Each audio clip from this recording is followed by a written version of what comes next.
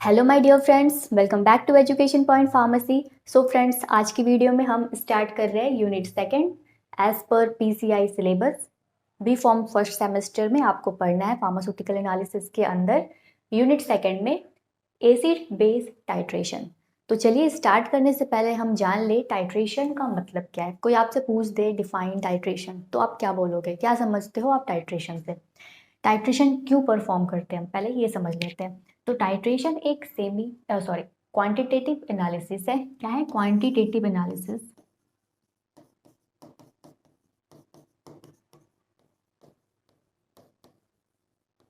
Titration एक quantitative analysis है in which we determine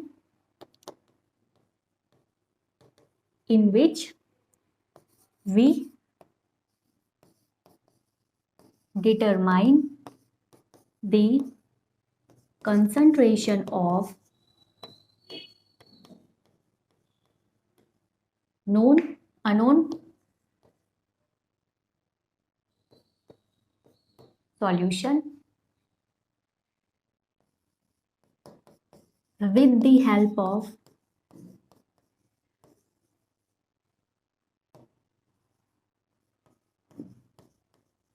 known concentration of solution, जिसे कहते हैं स्टैंडर्ड सॉल्यूशन। Standard solution. तो ये मेथड है।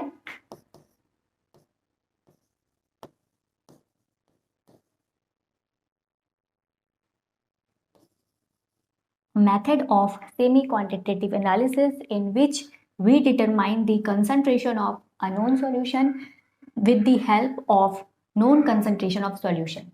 आपके पास एक सॉल्यूशन है जिसका कंसंट्रेशन आपको पता है कि उस सॉल्यूशन में कितने अमाउंट में सॉल्यूट प्रेजेंट है, ठीक है। तो जिसका भी कंसंट्रेशन आपको पहले से पता है वो कहलाता है स्टैंडर्ड सॉल्यूशन। स्टैंडर्ड सॉल्यूशन की हेल्प से आप डिटरमाइन करते हो कंसंट्रेशन ऑफ अनोन सॉल्यूशन। आपके पास कोई एक ऐसा सॉल्यूशन है जिसमें कितने अमाउंट में सॉल्यूट प्रेजेंट है ये आपको नहीं पता, अनोन है। तो उस अनोन कंसंट्रेशन को आप डिटरमाइन करते हो by the help of known concentration of solution, जिसे हम कहते हैं स्टैंडर्ड सॉल्यूशन। ये जो प्रोसेस है इसे ही कहा जाता है टाइट्रेशन, ठीक है। यहाँ पे हम क्वांटिटी को एनालाइज कर रहे हैं, मतलब कि सॉल्वेंट में या सॉल्यूशन में कितने अमाउंट में सॉल्यूट प्रेजेंट है, अमाउंट पता कर रहे हैं हम, क्वांटिटी पता कर रहे हैं। इस वजह से ये जो मेथड है ये कहलाता है क्वांटिटेटिव एनालिसिस, ठीक है। टाइट्रेशन को हम टाइट्रीमेट्रिक भी कहते हैं, टाइट्रीमेट्रिक एनालिसिस या फिर वॉल्यूमेट्रिक एनालिसिस भी कहा जाता है। तो ये आप नोट कर लेना, अगर कोई टाइट्रेशन पूछे तो ये आप बता सकते हो।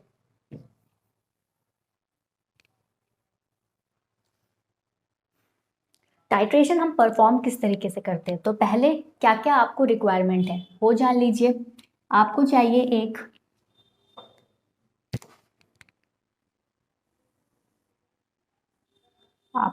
ब्यूरेट चाहिए, ठीक है। ब्यूरेट में एक नॉब लगा रहता है। एक आपको चाहिए वॉल्यूमेट्रिक फ्लास्क, ठीक है। ये जो ब्यूरेट है ये एक स्टैंड पे फिक्स कर देते हैं हम। इस तरीके का एक स्टैंड होता है जो हम इस तरीके से ब्यूरेट को स्टैंड में फिक्स कर देते हैं, और बेस जो है वहां पे हम रख देते हैं वॉल्यूमेट्रिक कॉनिकल फ्लास्क को। ये ब्यूरेट है, यहाँ पे मार्किंग इस तरीके से 0 से लेकर 50 ml तक इस तरीके से यहाँ पे मार्क रहता है, ठीक है। तो हम जब टाइट्रेशन परफॉर्म करते हैं तो हमारे पास दो सॉल्यूशन होते हैं। एक सॉल्यूशन जिसका कंसंट्रेशन पता नहीं है आपको, और एक सॉल्यूशन आप लेने वाले हो जिसका कंसंट्रेशन आपको नोन है। नोन कंसंट्रेशन वाले सॉल्यूशन के हेल्प से आप डिटरमाइन करने वाले हो कंसंट्रेशन ऑफ अनोन सॉल्यूशन, ठीक। तो यहाँ पे दो सॉल्यूशन है आपके पास, कौन किस में फिल करना है, कौन सा आप वॉल्यूमेट्रिक में फिल कर कॉनिकल में फिल करोगे और कौन सा सॉल्यूशन आप ब्यूरेट में फिल करने वाले हो, ये आपको समझना पड़ेगा। तो वो सॉल्यूशन जिसका भी कंसंट्रेशन आपको नहीं पता वो आप फिल करोगे कॉनिकल फ्लास्क में। वो सॉल्यूशन जिसका कंसंट्रेशन नोन है, मतलब कि स्टैंडर्ड सॉल्यूशन है, वो आप फील करने वाले हो ब्यूरेट में। ठीक है, 0 मार्क तक आप फील कर दोगे ब्यूरेट में। कौन सा सॉल्यूशन? जिसका कंसंट्रेशन नोन है, स्टैंडर्ड सॉल्यूशन। फिर आप टाइट्रेशन परफॉर्म करते हो। क्या करते हो? Titration perform. आपने नॉब ओपन किया, नॉब ओपन किया तो यहाँ पे जो कुछ भी आपने फील किया था सॉल्यूशन, जिसका भी कंसंट्रेशन आपको पता है, मान लो आप यहाँ पे एक है आपके पास HCl और एक है आपके पास NaOH। NaOH, यहाँ पे हम एसिड बेस्ड टाइट्रेशन पढ़ रहे हैं तो हम एक एसिड ले लेते हैं। HCl एसिड है, हाइड्रोक्लोरिक एसिड, और NaOH क्या है? बेस है। इन दोनों के बीच हम रिएक्शन करवाएंगे, टाइट्रेशन करवाएंगे। तो मान लेते हैं HCl का जो कंसंट्रेशन है वो आपको नहीं पता है, और जो NaOH है इसका कंसंट्रेशन आपको पता है। NaOH को आपने फिल किया ब्यूरेट में, HCl को आपने फिल किया कॉनिकल फ्लास्क में। ठीक है, मान लो आप NaOH जो ले रहे हो वो आप 20 ml ले रहे हो, ठीक, और HCl जो आप ले रहे हो वो आप ले रहे हो 10 ml फॉर एग्जाम्पल। फिर आप टाइट्रेशन स्टार्ट करते हो, ड्रॉप यहाँ से नोब को ओपन करते हो और ड्रॉप बाय ड्रॉप आप NaOH को ऐड करते हो कॉनिकल फ्लास्क में जिसमें आपने फिल किया था HCl। ठीक है, एक ड्रॉप आपने डाला, फिर कॉनिकल फ्लास्क को सेक किया, सेकेंड ड्रॉप आपने डाला, फिर कॉनिकल फ्लास्क को आपने सेक किया, थर्ड ड्रॉप डाला, कॉनिकल फ्लास्क को सेक किया। आपको ये प्रोसेस कब तक करना है? जब तक कि कलर चेंज ना हो जाए। अब कलर चेंज करने जब होगा तो आपको कैसे पता चलेगा? इसलिए आप इसमें ऐड करते हो इंडिकेटर। आप इसमें ऐड करते हो एक इंडिकेटर। इंडिकेटर की हेल्प से आपको पता लग जाता है, जैसे इंडिकेटर आपको बता देता है कलर चेंज देकर, जिससे आप विजुअलाइज कर सकते हो, देख सकते हो। अब जैसे ही देखोगे कलर चेंज हुआ, मतलब कि अब आपका टाइट्रेशन प्रोसेस यहाँ पे हो चुका है। टाइट्रेशन प्रोसेस को आपको स्टॉप करना है। ठीक है, तो पता कैसे चले, इस वजह से हम यूज करते हैं इंडिकेटर। इंडिकेटर को हम डिटेल में आगे समझेंगे, फिलहाल आप यहाँ पे शॉर्ट में समझ लो। फिर यहाँ पे हम जब ड्रॉप वाइज डाल रहे थे तो यहाँ पे कोई कलर देखने को नहीं मिल रहा था। HCl है, एसिड है, तो ये कलरलेस होता है। इस ठीक है, यहाँ पे कोई कलर हमें देखने को नहीं मिल रहा। हम ड्रॉप वाइज NaOH ऐड करते जा रहे हैं, शेक करते जा रहे हैं। फिर एक पॉइंट आता है जिस पॉइंट पे आपका कलर चेंज हो जाता है, मतलब कि टाइट्रेशन हो चुका, आपको स्टॉप करना है नॉब को। जैसे ही HCl जब रिएक्ट होता है NaOH के साथ तो बनाता है NaCl प्लस H2O। NaCl क्या है? सॉल्ट, नमक। ठीक है, वाटर क्या है? वाटर है, तो सॉल्ट है, ये न्यूट्रल है। NaOH क्या है? बेस है। HCl क्या है? एसिड है। ये सबको पता है। जब एक एसिड एक बेस के साथ रिएक्ट कर रहा है तो क्या बना रहा है? सॉल्ट बना रहा है। और एसिड और बेस रिएक्ट करने के बाद क्या बना रहा है? सॉल्ट बना रहा है, जो कि न्यूट्रल है, और वाटर जो कि ऑलरेडी न्यूट्रल है। HCl का जो pH होता है वो 7 से कम होता है। अगर आप pH स्केल देखोगे तो यहाँ पे 7, इधर 8, 9, 10, 11, ठीक है, और इस तरफ 6, 5, 4, 3, 2, 1, 12, 13, 14, इस तरीके से एक स्केल है, pH स्केल। 7 क्या है? न्यूट्रल। 7 से कम है तो वो होगा एसिड, 7 से ज़्यादा है तो वो होगा बेस। जो HCl है वो एसिड है, मतलब कि उसका pH 7 से कम होगा, और HCl कंसंट्रेटेड एसिड है तो उसका pH ऑलरेडी 2-3 के बीच में रहेगा। जैसे ही आप NaOH को इसमें ड्रॉप वाइज ऐड करोगे तो उसका pH इंक्रीज होगा। ठीक है, उसका pH क्या होगा? इंक्रीज होगा। तो मान लो HCl का जो pH है वो पहले 2 था, जब आप NaOH ड्रॉप वाइज एक ड्रॉप डाले, 2 ड्रॉप डाले, 3 ड्रॉप डाले, उसका pH 2 से बढ़कर 3 हुआ, 3 से बढ़कर 4 हुआ, 4 से बढ़कर 5 हुआ, 5 से बढ़कर 6 हुआ, 6 से बढ़कर फिर 7 हो गया। जैसे ही 7 हुआ न्यूट्रल, मतलब कि क्या बना लिया? NaCl बना लिया। NaCl का जो pH होता है वो कितना होता है 7, न्यूट्रल। मतलब कि यहाँ पे जो HCl था, एसिड था, वो कंप्लीटली न्यूट्रलाइज हो गया है बेस के साथ। यहाँ पे न्यूट्रलाइजेशन रिएक्शन हुआ है, इसीलिए एसिड बेस्ड टाइट्रेशन को, एसिड बेस्ड रिएक्शन को न्यूट्रलाइजेशन रिएक्शन भी कहते हैं। क्योंकि जब एसिड कंप्लीटली बेस के साथ रिएक्ट कर गया, यहाँ पे अब जो एसिड है वो कंप्लीटली NaOH के साथ रिएक्ट कर चुके, एक भी एसिड के मॉलिक्यूल्स नहीं बचे और उसका pH बढ़कर 7 तक आ गया, तो क्या बन गया, सॉल्ट बन गया, नमक बन गया, NaCl बन गया। लेकिन आपको पता नहीं चलेगा, जब NaCl बनता है तो आपको नहीं पता चलता, कोई कलर चेंज यहाँ पे नहीं होता। आप कैसे समझोगे, तो आपने एक इंडिकेटर डाल दिया, ठीक है, कोई इंडिकेटर डाल दिया आपने जो कि बेस में कलर चेंज शो करता है। फिलहाल तो न्यूट्रल तक है, कोई कलर चेंज नहीं है। अब आप जैसे ही एक ड्रॉप एक्स्ट्रा ऐड करोगे, तुरंत क्या हो जाएगा, इसका कलर चेंज हो जाएगा। ये पहले कलरलेस था, कलरलेस से कोई कलर दे देगा। मान लो आपने फिनोप्थलीन इंडिकेटर ऐड किया था, तो उसमें क्या हो जाएगा, कलरलेस से पिंक कलर दे देगा। पिंक कलर जैसे ही आया मतलब कि टाइट्रेशन स्टॉप करना है। क्यों पिंक कलर आया, क्योंकि 7 से अब वो एक ड्रॉप आपने जैसे ही ऐड किया एक्स्ट्रा, उसका pH 8 पे पहुंच गया। 8 pH मतलब कि बेस, मीडियम कैसा हो गया, बेसिक हो गया। जैसे ही मीडियम बेसिक हुआ, इंडिकेटर ने अपना काम कर दिया। काम क्या था, कलर चेंज करना। कलरलेस से पिंक कलर दे दिया। अब आपको प्रॉपरली वो दिख रहा है कि पिंक कलर हो गया। आपने क्या करना है, टाइट्रेशन को स्टॉप करना है। अब यहाँ पे दो वर्ड निकलता है, एक होता है इक्विवेलेंस पॉइंट, दूसरा होता है एंड पॉइंट। बच्चे हमेशा कंफ्यूज रहते हैं इक्विवेलेंस पॉइंट में और एंड पॉइंट में, तो यहाँ पे क्लियर कर देते हैं। इक्विवेलेंस पॉइंट वो पॉइंट था जब मीडियम न्यूट्रल हो चुका था, सॉल्ट का फॉर्मेशन हो चुका था। जब HCl, number of moles of HCl equal हो गए थे number of moles of NaOH के, तो बन गया था सॉल्ट, नमक, NaCl, जो कि न्यूट्रल है, जिसका pH क्या है, 7 है। ये कहलाता है, ये पॉइंट कहलाता है इक्विवेलेंस पॉइंट।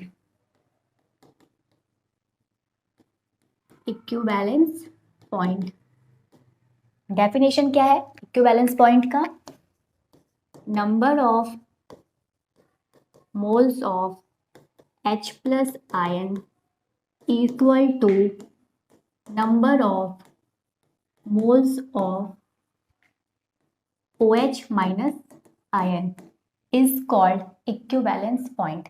या फिर इसे आप इस तरीके से लिख सकते हो, number of moles of acid is equal to number of moles of base is called equivalence point. जब एसिड और बेस इक्वल हो जाए, मोल्स इक्वल हो जाए, तो वो पॉइंट कहलाता है इक्विवेलेंस पॉइंट। मतलब कि अभी आपका मीडियम, इक्विवेलेंस पॉइंट पे आपका मीडियम कैसा रहेगा, न्यूट्रल रहेगा। अब जैसे ही आप एक ड्रॉप एक्स्ट्रा ऐड किए NaOH का कॉनिकल फ्लास्क में, तुरंत वो 7 से बढ़कर 8 में चला गया, और 8 में जाते ही क्या हो गया, बेस हो गया, बेसिक मीडियम हो गया। बेसिक मीडियम में आपका इंडिकेटर कलर चेंज शो कर देता है। तो अब 8 pH पे जाते ही ये पॉइंट क्या कहलाएगा, एंड पॉइंट। क्या कहलाएगा,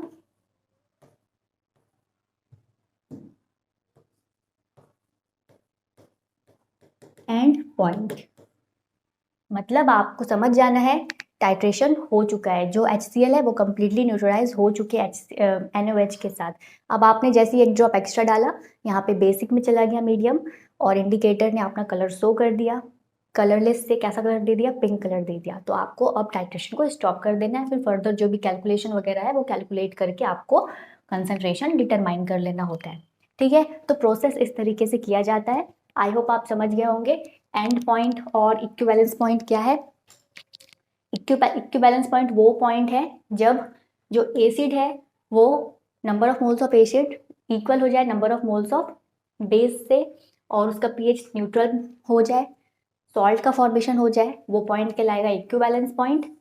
ठीक है, अब जैसे ही आपने एक एक्स्ट्रा ड्रॉप NaOH का कॉनिकल फ्लास्क में ऐड करा, तो क्या हो गया, इक्विवेलेंस पॉइंट बेस में, मतलब न्यूट्रल से क्या हो गया, बेसिक में चला गया, बेसिक मीडियम हो गया, और वो पॉइंट कहलाएगा एंड पॉइंट। जब इंडिकेटर आपका कलर चेंज शो कर दे, वो पॉइंट कहलाता है एंड पॉइंट, और उससे जस्ट एक पॉइंट पहले का पॉइंट कहलाता है इक्विवेलेंस पॉइंट। तो कंफ्यूज नहीं होना है, ठीक है। चलिए, तो अभी जो मैंने डायग्राम में बताया वही यहाँ पे लिखा हुआ है, वन बाय वन समझ लेते हैं एक बार। सेटअप किस तरीके से करते हैं इन typical titration setup. You have a solution of non concentration, आपके पास एक नॉन कंसंट्रेशन का सैंपल होता है, सॉल्यूशन होता है, जिसे कहते हैं हम टाइट्रेंट। वो हम फिल करते हैं ब्यूरेट में। किसमें फिल करते हैं? ब्यूरेट में। एक ब्यूरेट ले लेते हैं और एक कॉनिकल फ्लास्क। ब्यूरेट में हम फिल करते हैं हमारा टाइट्रेंट, जिसका कंसंट्रेशन पता है। You then add this titrant to the solution of unknown concentration. unknown concentration fill करते हैं हम कॉनिकल फ्लास्क में और उसे कहा जाता है एनालाइट या फिर टाइट्रेंट, AND। टाइट्रेंट भी कहते हैं या फिर एनालाइट भी कहा जाता है, ठीक है। वो हम फिल करते हैं कॉनिकल फ्लास्क में। कॉनिकल फ्लास्क में हम इंडिकेटर ऐड करते हैं, जिससे आपको पता लग जाए एंड पॉइंट हो गया, titration complete, titration process complete हो चुका है। वो आपको सिग्नल देता है इंडिकेटर। इंडिकेटर के बारे में हम डिटेल में आगे पढ़ने वाले हैं, फिलहाल अभी शॉर्ट में आप समझ लो। तो यहाँ पे जो इंडिकेटर है वो हम यूज़ करते हैं, किसमें ऐड करते हैं? एनालाइट में ऐड करते हैं, कॉनिकल फ्लास्क में। बिटवीन दी, ये क्या करता है? सिग्नल देता है when the reaction between the acid and base is completed.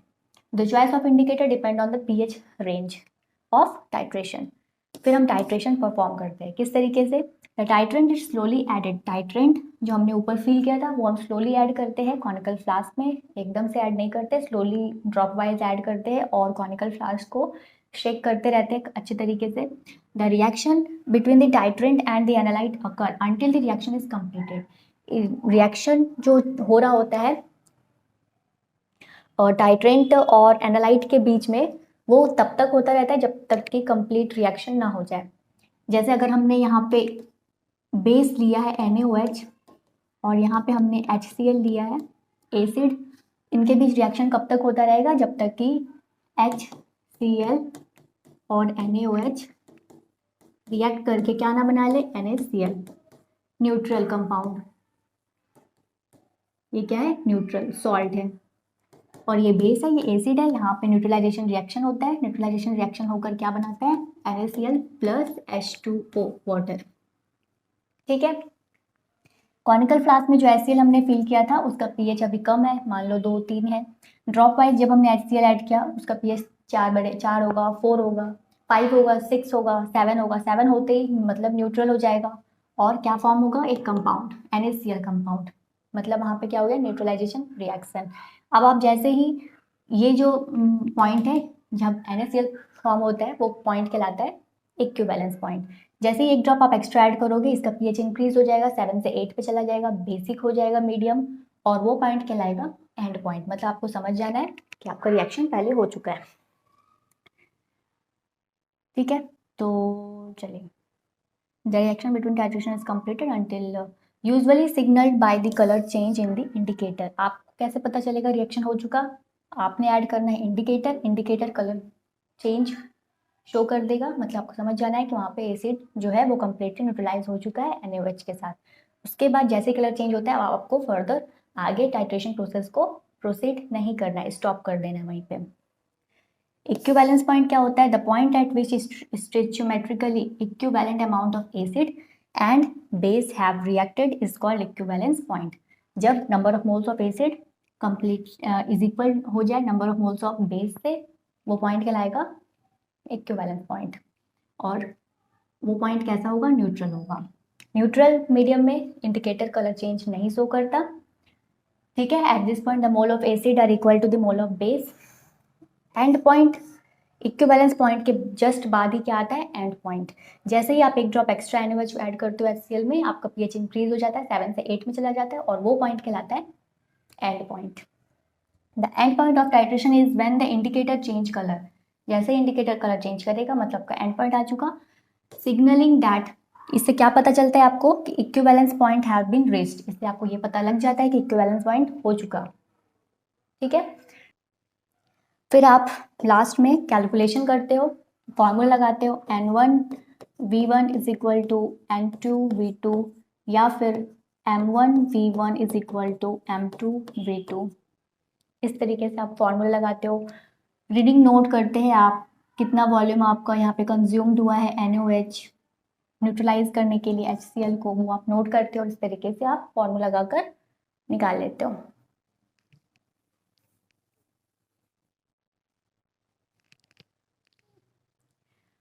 ठीक है, तो फॉर्मूला आप लेते हो, अगर आपका कंसंट्रेशन नॉर्मलिटी में है तो N1V1 N2V2 का फॉर्मूला लगाते हो, अगर मोलारिटी में है तो M1V1 M2V2 का फॉर्मूला लगाते हो। फॉर एग्जांपल जो आपने NaOH लिया था वो मान लो 0.1 मोलर का था, कंसंट्रेशन 0.1 मोलर का था। HCl का कंसंट्रेशन आपको नहीं पता, वही डिटरमाइन करना है।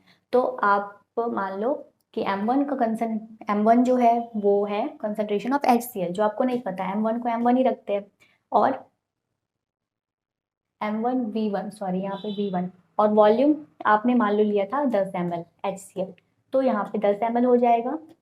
ठीक, फिर is equal to M2V2, M2 हमने मान लिया कि क्या है NaOH का कंसंट्रेशन जो कि है 0.1 इंटू वॉल्यूम हमने मान लो लिया था 20 ml, 20 ml हमने फिल किया था ब्यूरेट में, तो वो हम लिख देंगे यहाँ पे 20 ml। ठीक है, M1 is equal to 0.1 into 20 divided by, ये 10 इस तरफ आ जाएगा, इसको सॉल्व करेंगे जो भी आएगा वो आपका कंसंट्रेशन निकल जाएगा HCl का। इस तरीके से टाइट्रेशन की हेल्प से आप अननोन कंसंट्रेशन को डिटरमाइन कर लेते हो by the help of known concentration of solution. I hope आपको ये समझ आ गया होगा। चलिए अब इसी चैप्टर में आपको यहाँ पे एसिड बेस टाइट्रेशन में 3 थ्योरी पढ़नी है। एक है Arrhenius theory of acid and base, दूसरा है ब्रॉन्स्टेड-लियोरी थ्योरी एंड थर्ड है लुईस थ्योरी। तो चलिए वन बाय वन समझते हैं इन थ्योरीज को। According to Arrhenius theory, acid क्या है? Acid are substance that dissociate in water to produce hydrogen ion. Acid वैसे सब्सटेंस होते हैं जो वाटर में जाने के बाद डिसोसिएट होकर क्या देता है? हाइड्रोजन आयन देता है, H+ हाइड्रोजन आयन। ये कौन बोला था?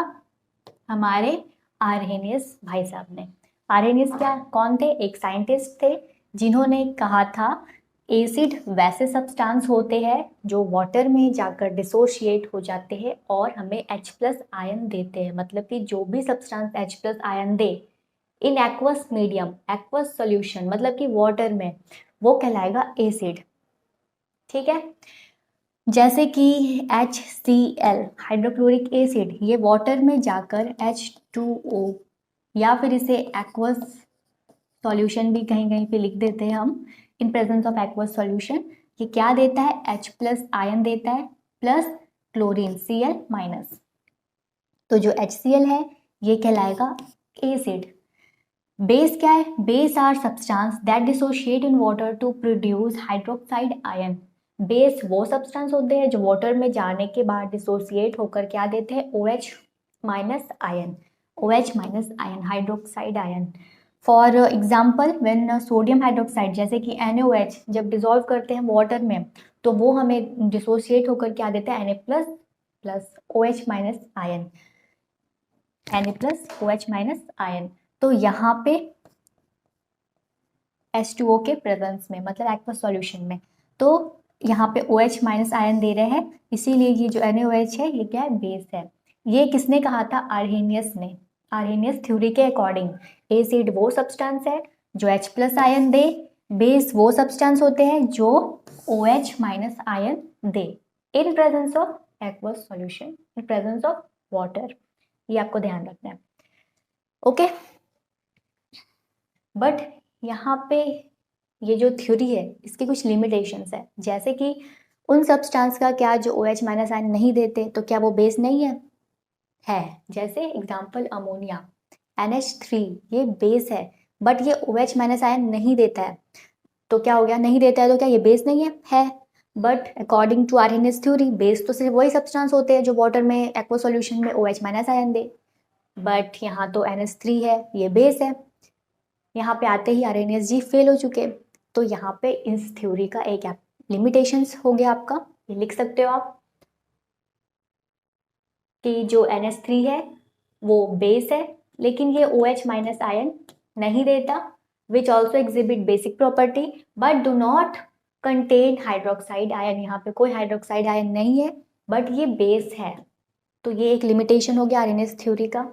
सेकंड लिमिटेशन क्या है, लिमिटेड टू एक्वस सॉल्यूशन। उसने जो कुछ भी बताया वो सब एक्वस सॉल्यूशन पे बताया है, वाटर के प्रेजेंस में।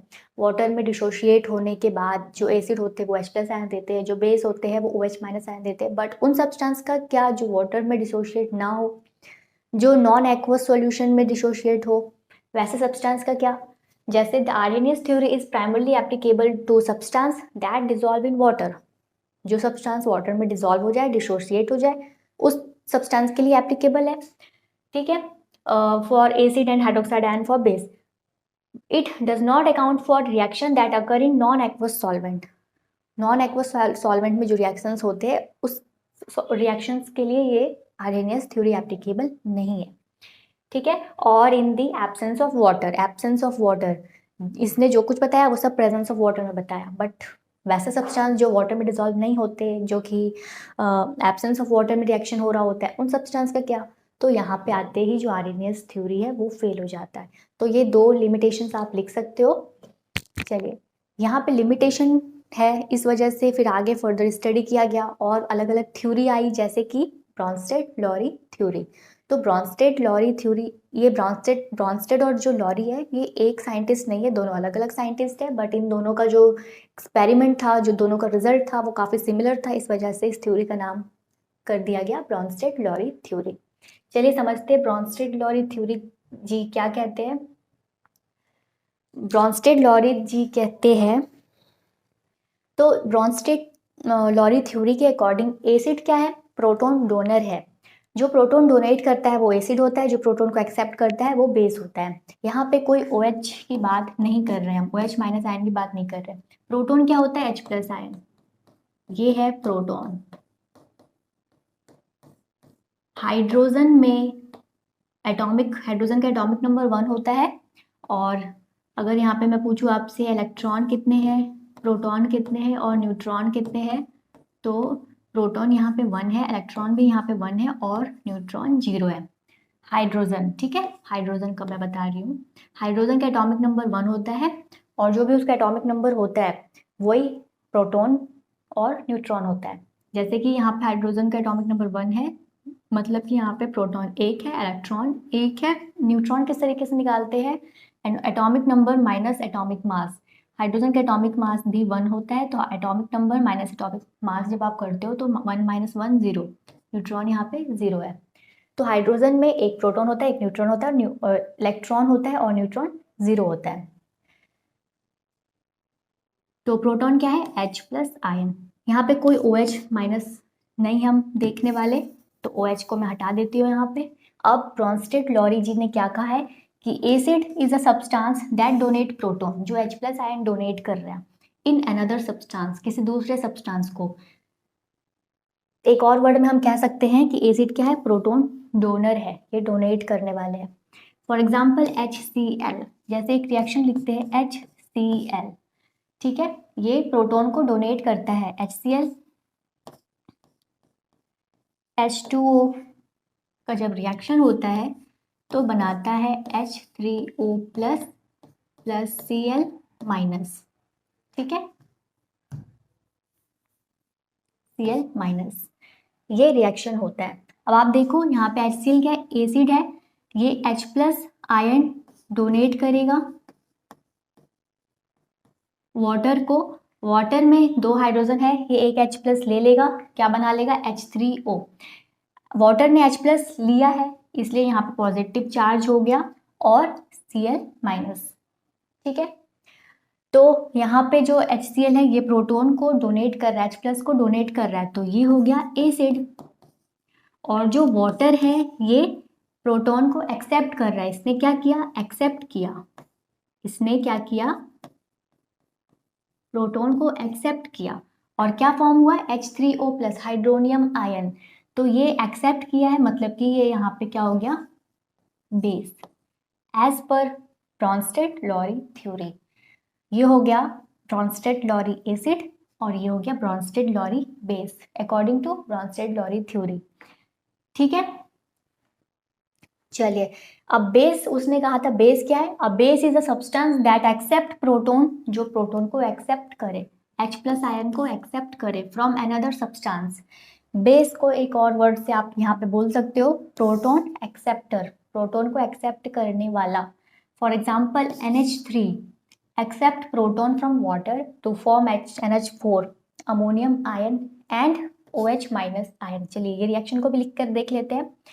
NH3 अमोनिया प्लस वाटर, ठीक है, वाटर में क्या बना रहा है NH4 plus plus hydroxide ion OH minus ion.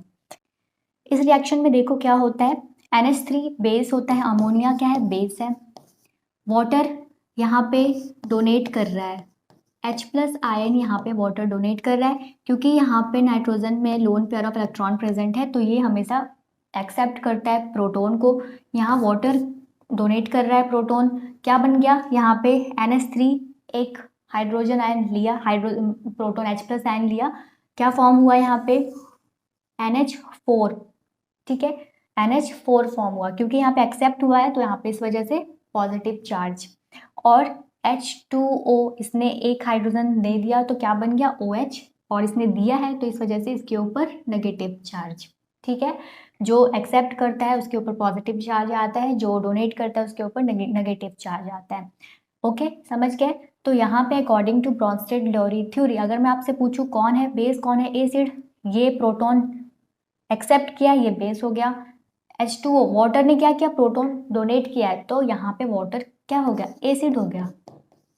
According to Bronsted Lowry theory acid वो सब्सटेंस है जो प्रोटॉन डोनेट करे, यहाँ पे वाटर प्रोटॉन डोनेट कर रहा है, बट यहाँ पे जो वाटर था वो प्रोटॉन को एक्सेप्ट कर रहा था, मतलब वाटर क्या है एम्फोटेरिक नेचर का है। ये डिपेंड करता है कि वाटर रिएक्ट किसके साथ कर रहा है। वाटर जब HCl के साथ रिएक्ट कर रहा था तो ये बेस की तरह एक्ट कर रहा था, ठीक है, वाटर जब बेस के साथ रिएक्ट कर रहा है, NH3 के साथ रिएक्ट कर रहा है, अमोनिया के साथ रिएक्ट कर रहा है तो वो यहाँ पे एसिड की तरह काम कर रहा है, मतलब कि वाटर का नेचर कैसा है एम्फोटेरिक है, एसिडिक भी है बेसिक भी है, डिपेंड करता है कि किसके साथ रिएक्शन हो रहा है। ओके, ये आपको ध्यान रखना है। तो यहाँ पे क्या हुआ है NH4 प्लस का फॉर्मेशन हुआ है plus OH minus ion. Okay, ये हो गया ब्रॉन्स्टेड-लॉरी थ्योरी, ये कहलाएगा ब्रॉन्स्टेड-लॉरी बेस, ये कहलाएगा ब्रॉन्स्टेड-लॉरी एसिड। अब यहाँ पे ब्रॉन्स्टेड-लॉरी थ्योरी में एक और इम्पॉर्टेंट चीज है, इसने बताया है एक्सप्लेन किया है, वो है कॉन्जुगेट एसिड कॉन्जुगेट बेस के बारे में, कॉन्जुगेट एसिड बेस पेयर के बारे में, ये टर्म भी यहीं से निकला है ब्रॉन्स्टेड-लॉरी थ्योरी से।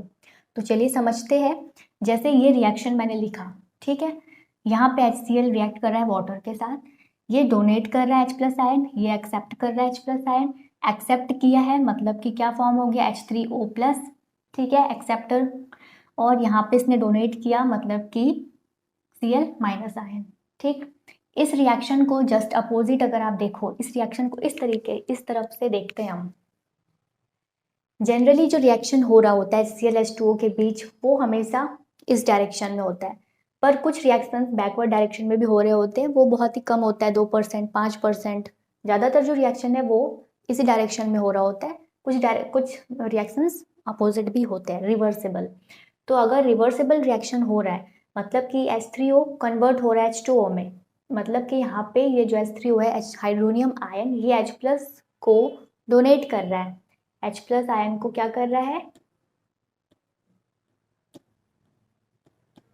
डोनेट कर रहा है, H प्लस आयन डोनेट कर रहा है और कन्वर्ट हो रहा है H2O में, डोनेट कौन करता है एसिड, तो ये हो गया कॉन्जुगेट एसिड, इसे हम कहते हैं कॉन्जुगेट एसिड। वहीं जो क्लोरीन है Cl माइनस, ये इस तरफ अगर जाएगा तो ये क्या करेगा H प्लस आयन को एक्सेप्ट करेगा, ये क्या करेगा H प्लस आयन को एक्सेप्ट करेगा, कन्वर्ट होगा HCl में, है ना। तो एक्सेप्ट जो करने वाला है वो कहलाएगा, प्रोटॉन को एक्सेप्ट करने वाला कहलाएगा बेस, तो जो क्लोरीन है वो कहलाएगा कॉन्जुगेट बेस, क्या कहलाएगा कॉन्जुगेट बेस। आई होप आप यहाँ तक समझ गए होंगे। अब एक और एग्जांपल ये भी समझ लेते हैं। अच्छा, यहाँ पे जो एसिड और बेस है और इस तरफ जो कॉन्जुगेट एसिड और कॉन्जुगेट बेस है, ये जो रिएक्शन है ये कहलाएगा completely conjugate acid base pair. ये क्या कहलाएगा? ये reaction conjugate acid base pair, conjugate acid base pair. ठीक है, एक और एग्जांपल यहाँ पे जो हो रहा है रिएक्शन वो भी समझते हैं। देखो, NH3 रिएक्ट किया वाटर से। अभी हमने देखा था जो NH3 है वो बेस है, प्रोटॉन को एक्सेप्ट करने वाला है। किससे लिया इसने? H2O वाटर से लिया। वाटर डोनेट किया H प्लस और NH3 क्या किया? एक्सेप्ट किया। किस में कन्वर्ट हुआ? NH4 प्लस में। ठीक है, और H2O डोनेट कर चुका, तो ये किस में कन्वर्ट हो गया? OH माइनस में। ये रिएक्शन तो हम इस तरफ से देख रहे हैं। अगर हम इस रिएक्शन को इस तरफ से देखें, मतलब कि अगर मान लो कि ये जो रिएक्शन है ये अपोजिट रिवर्सिबल हो रहा है, ठीक है, बैकवर्ड रिएक्शन हो रहा है, तो यहाँ पे क्या NH4 क्या करेगा? NH4 प्रोटॉन को डोनेट करेगा।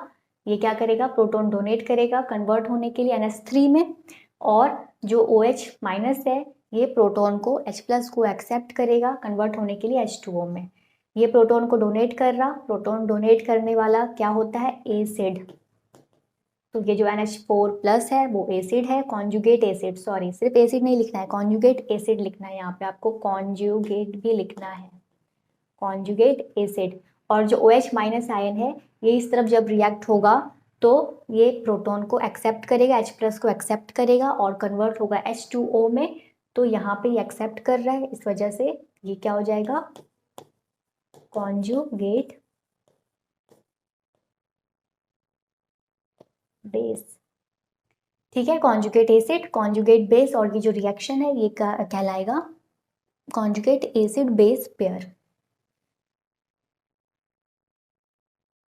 चलिए, अब according to Bronsted Lowry theory आप ये समझ चुके हो एसिड क्या है, बेस क्या है, कॉन्जुगेट एसिड क्या होते हैं, कॉन्जुगेट बेस क्या होते हैं, acid base, conjugate acid base pair क्या है, वो आप समझ चुके हैं। ठीक है, नेक्स्ट है लिमिटेशन। लिमिटेशन क्या है? Fail to explain about those acid and base which do not contain proton. जैसे कि BF3 हो गया, SO2 हो गया। BF3 एसिड है, क्या है? एसिड है, बट ये H प्लस आयन डोनेट नहीं करता, प्रोटॉन डोनेट नहीं करता, क्योंकि यहाँ पे प्रोटॉन एब्सेंट है, लेकिन ये एसिड है। बट ब्रॉन्स्टेड लॉरी थ्योरी के अकॉर्डिंग क्या था? एसिड वो सब्सटेंस होते हैं जो प्रोटॉन को डोनेट करे, लेकिन BF3 तो प्रोटॉन डोनेट नहीं करता, लेकिन ये भी एसिड है। तो इस सब्सटेंस पे आते ही ये जो थ्योरी है वो एप्लीकेबल नहीं है, और यहाँ पे आते ही वो थ्योरी फेल हो जाता है इन सब्सटेंस में। फिर आता है Lewis concept, Lewis acid base concept. अब तक हम आर्हेनियस में देखे थे, उसके अकॉर्डिंग एसिड क्या था? जो वाटर में एक्वस सॉल्यूशन में H प्लस आयन दे, और बेस क्या है? जो वाटर एक्वस सॉल्यूशन में OH माइनस आयन दे। ठीक, ब्रॉन्स्टेड लॉरी थ्योरी के अकॉर्डिंग एसिड वो है जो प्रोटॉन डोनेट करे, और बेस वो है जो प्रोटॉन को एक्सेप्ट करे। लिमिट एडवांटेज क्या है कि ये लिमिटेड नहीं है एक्वस सॉल्यूशन तक। ठीक है, ये लिमिटेड नहीं है एक्वस सॉल्यूशन तक, मतलब यहाँ पे वाटर एक्वस सॉल्यूशन का कोई रोल ही नहीं है। यहाँ पे सिंपल इसने बोला जो प्रोटॉन डोनेट करता वो एसिड, जो प्रोटॉन एक्सेप्ट करता वो बेस, कोई वाटर एक्वस सॉल्यूशन से मतलब नहीं है। ठीक है, आर्हेनियस जी लिमिटेड थे, उसका जो एक्सपेरिमेंट था वो सिर्फ वाटर बेस्ड पर ही था, कि वाटर में जो सब्सटेंस H प्लस आयन थे वो एसिड, जो OH माइनस आयन थे वो बेस। उन सब्सटेंस का क्या, जो वाटर जहाँ पे एब्सेंट हो वैसा रिएक्शन, जहाँ पे वाटर नहीं है, नॉन एक्वस सॉल्वेंट में कोई रिएक्शन हो रहा हो, वहाँ पे तो वो फेल हो जा रहे थे। नेक्स्ट फिर ये थ्योरी आया, ये लिमिटेड नहीं थे एक्वस सॉल्यूशन तक, इनका जो भी एक्सपेरिमेंट था वो एब्सेंस ऑफ वाटर में भी एप्लीकेबल था। बट फेल कहाँ पे हो गया? जहाँ पे प्रोटॉन एब्सेंट है, जैसे कि BF3 हो गया, ये एसिड है बट ये प्रोटॉन डोनेट नहीं करते। फिर आते हैं हमारे लुइस साहब। लुइस साहब का जो थ्योरी था वो बेस्ड था इलेक्ट्रॉन पे। चलिए देखते हैं लुइस जी ने क्या कहा। Lewis concept of acid and base. Lewis acid क्या है? Species that accept an electron pair that is an electrophilic and will have vacant orbital.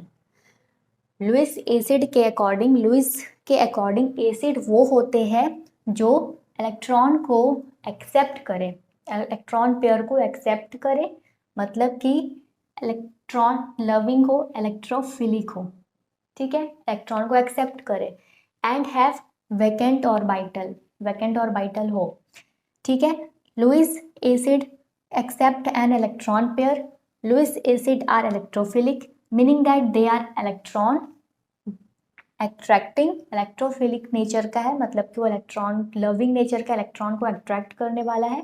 वैसा सब्सटेंस जो इलेक्ट्रॉन लविंग नेचर को, इलेक्ट्रॉन को एक्सेप्ट करे, वो कहलाएगा लुईस एसिड, ठीक है। When bonding with base, various species, बहुत सारे एग्जाम्पल है, जैसे कि लुईस एसिड के कई एग्जाम्पल है, जैसे कि ऑल केटायंस, जो भी पॉजिटिव चार्ज वाले आयंस होते हैं, जैसे कि Ca2+ हो गया, Fe2+ हो गया, Fe3+ हो गया, जितने भी पॉजिटिव चार्ज वाले आयंस होते हैं, केटायंस होते हैं, वो सब क्या है, लुईस एसिड है, ठीक है, क्योंकि ये सारे पॉजिटिव चार्ज वाले क्या करते हैं, प्रोटॉन इलेक्ट्रॉन पेयर को एक्सेप्ट करते हैं, ठीक। एन एटम आयंस और molecules which are incomplete octet, वैसे एटम्स या मॉलिक्यूल्स या आयंस जिसका भी आउटर सेल क्या हो, वैकेंट हो, कंप्लीट ना हो। कंप्लीट होने के लिए क्या चाहिए, आउटर मोस्ट सेल में 8 इलेक्ट्रॉन होना चाहिए, फर्स्ट सेल में 2 इलेक्ट्रॉन, सेकेंड में 8 इलेक्ट्रॉन, थर्ड में 8 इलेक्ट्रॉन है, तो मतलब कि वो वैलेंस फुल है, ऑक्टेट है। अगर ऑक्टेट इनकम्प्लीट है, मतलब कि वैलेंस सेल जो है वो इनकम्प्लीट है, वैकेंट ऑर्बिटल है, तो वैसे सब्सटेंस क्या करेंगे, इलेक्ट्रॉन को एक्सेप्ट करेंगे। क्यों एक्सेप्ट करेंगे, स्टेबल होने के लिए, ऑक्टेट होने के लिए, कंप्लीट ऑक्टेट को कंप्लीट करने के लिए। तो वैसे सब्सटेंस जिसका भी आउटर सेल क्या हो, इनकम्प्लीट हो, वो कहलाएगा लुईस एसिड, क्योंकि वैसे सब्सटेंस क्या करते हैं, प्रोटॉन को इलेक्ट्रॉन पेयर को एक्सेप्ट करते हैं। जैसे एग्जांपल BF3 देखो, BF3 हो गया या फिर AlF3 हो गया। अगर मैं बात करूं BF3 में, तो क्या होता है, यहाँ पे बोरोन का एटॉमिक नंबर होता है, hydrogen, helium, lithium, beryllium, boron 5, इसका एटॉमिक नंबर होता है 5।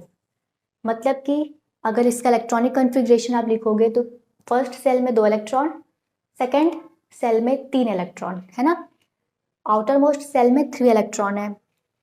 चाहिए इसे कंप्लीट होने के लिए कितने इलेक्ट्रॉन, 3 है, और कितने चाहिए, 4 5 6 7 8, 5 इलेक्ट्रॉन और चाहिए, तो ये हो जाएगा 8 होते ही ये कंप्लीट हो जाएगा। बट अभी फिलहाल यहाँ पे 3 है और ये इनकम्प्लीट है, वैकेंट है, तो ये क्या करेगा, 1 2 3, एक फ्लोरीन यहाँ, एक फ्लोरीन यहाँ, और एक फ्लोरीन यहाँ, इसके साथ ये बॉन्ड बनाएगा, 3 फ्लोरीन के साथ बॉन्ड बना लिया, 1 इलेक्ट्रॉन, 2 इलेक्ट्रॉन, 3 इलेक्ट्रॉन, फ्लोरीन से 1 इलेक्ट्रॉन ले लिया, ये 4 5 6। अब फ्लोरीन बोरॉन के पास टोटल 6 इलेक्ट्रॉन हो चुके, और कंप्लीट होने के लिए 2 और चाहिए, 7 8, 2 और चाहिए यहाँ पे, मतलब कि से 2 और चाहिए होंगे, ठीक है।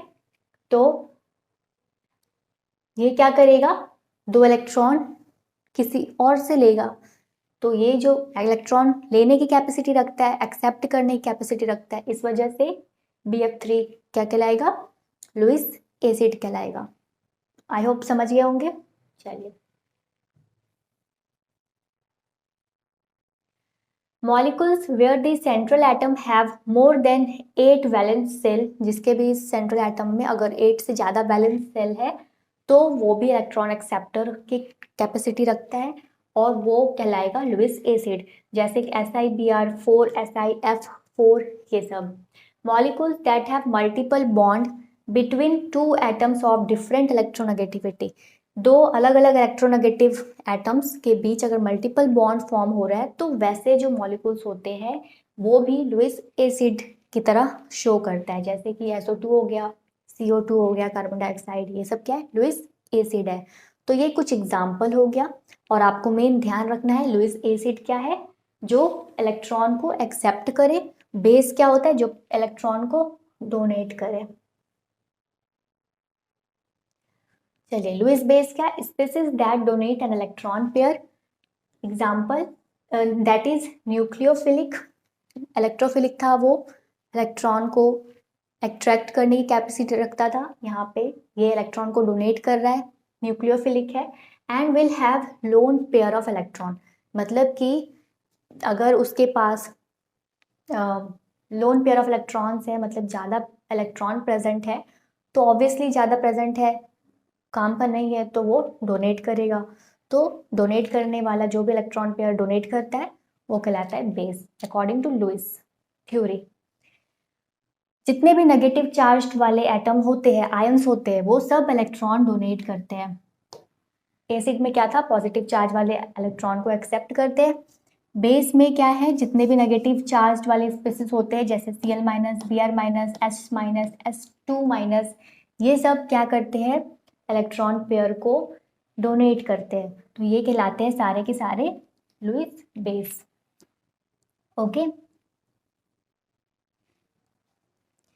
मोस्ट कॉमन लुईस बेस है अमोनिया, NH3, ये भी लुईस बेस है। ये भी क्या करता है, इलेक्ट्रॉन पेयर को डोनेट करता है। Alkyl amines etcetera. Pyridine and the derivatives of pyridine have the ability to act as a electron pair donor। जो pyridine होते हैं और उसके जो भी derivatives होते हैं वो भी electron pair donor की तरह act करते हैं। Thus these compound classified as Lewis base। वैसे compounds जो ऑक्सीजन हो गया, सल्फर हो गया, सेलेनियम हो गया, टेलुरियम हो गया, ये जो भी पीरियोडिक टेबल के ग्रुप 16 में प्रेजेंट है, जिसका भी ऑक्सीडेशन स्टेट क्या है, -2 है, वो सब लुईस बेस के कैटेगरी में आता है। Example, such compound include water and ketones. Simple anions जो होते हैं वो भी इलेक्ट्रॉन पेयर को क्या करते हैं, डोनेट करते हैं, वो भी लुईस बेस की तरह एक्ट करते हैं बाय डोनेटिंग इलेक्ट्रॉन पेयर्स।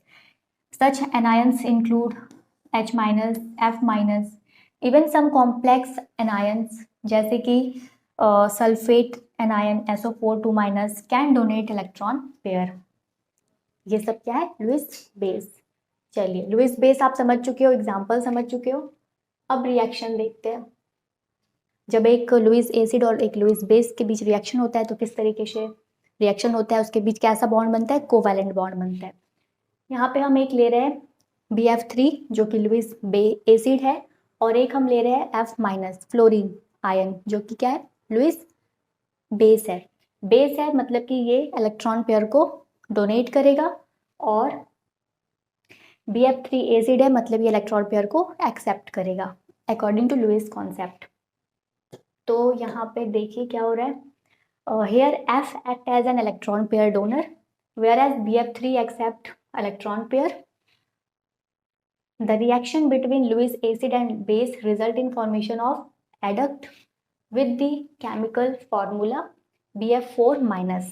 क्या बन रहा है, ये जो फॉर्मेशन हो रहा है ये क्या है, BF4 माइनस। ओके, इसे कहते हैं एडक्ट। और ये जो बॉन्ड फॉर्मेशन हो रहा है यहाँ पे, ये कोवैलेंट बॉन्ड बन रहा है। ठीक है, क्या बन रहा है, कोवैलेंट बॉन्ड।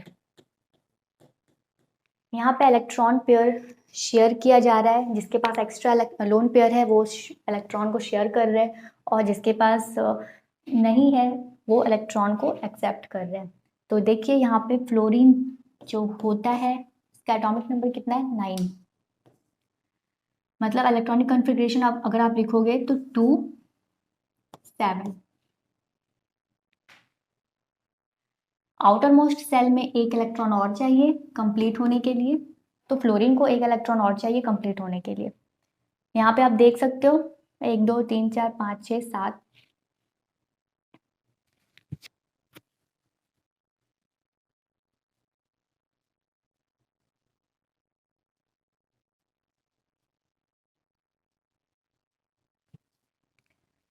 तो फ्लोरीन को एक और इलेक्ट्रॉन चाहिए यहाँ पे, कंप्लीट होने के लिए।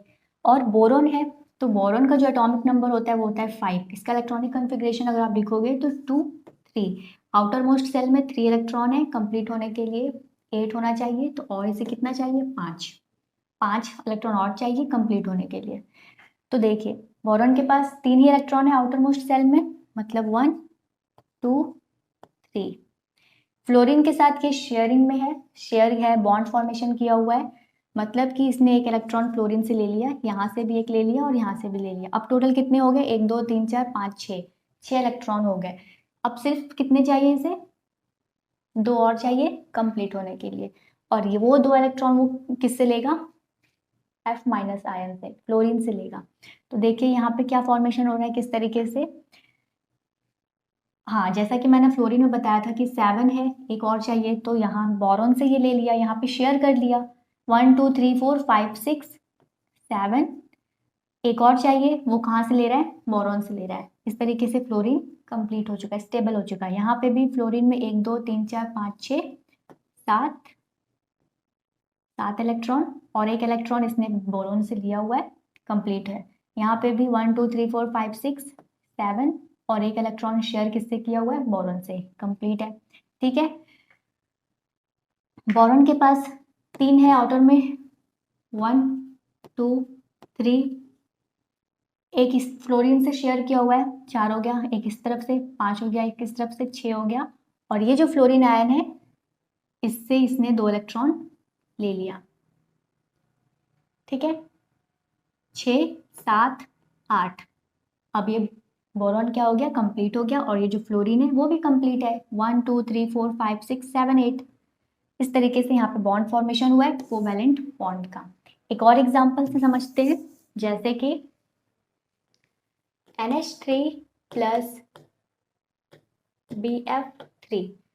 NH3 क्या है लुईस बेस, BF3 क्या है लुईस एसिड। ठीक है, तो यहाँ पे क्या हो रहा है वो देखते हैं। जैसे नाइट्रोजन का एटॉमिक नंबर होता है, hydrogen helium lithium beryllium boron carbon nitrogen 7। Nitrogen का एटॉमिक नंबर 7 है, इलेक्ट्रॉनिक कॉन्फ़िगरेशन 2 5। कितने इलेक्ट्रॉन और चाहिए 2 इलेक्ट्रॉन।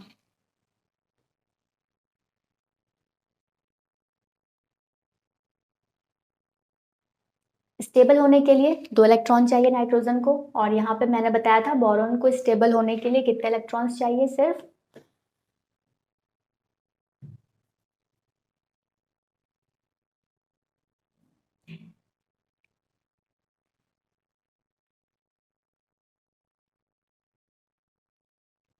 और यहाँ पे बोरॉन का जो एटॉमिक नंबर होता है hydrogen helium lithium beryllium boron 5, मतलब 2 और 3। इसे स्टेबल होने के लिए कितने इलेक्ट्रॉन चाहिए 5।